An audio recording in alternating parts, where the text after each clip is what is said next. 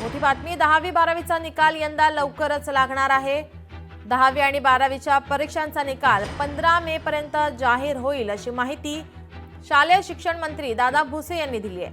10वी-12वीची परीक्षा यंदा दरवर्षीच्या तुलनेत लवकर सुरू होते आहे। 12वीची परीक्षा 11 फेब्रुवारी पासून तर 10वीची परीक्षा 21 फेब्रुवारी पासून सुरू होणार आहे। त्यामुळे परीक्षांचा निकालही 15 मे पर्यंत जाहीर होईल असं दादा भुसे यांनी स्पष्ट केलंय। येणाऱ्या परीक्षा कॉपीमुक्त परीक्षा कशा होतील या दृष्टिकोनातून विभाग त्याचं कामकाज आणि नियोजन करेल।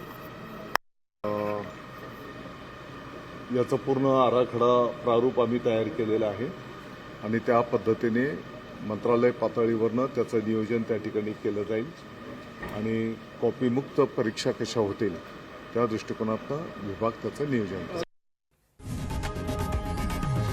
लोकशाही मराठी ऐका, पहा, जागरूक रहा।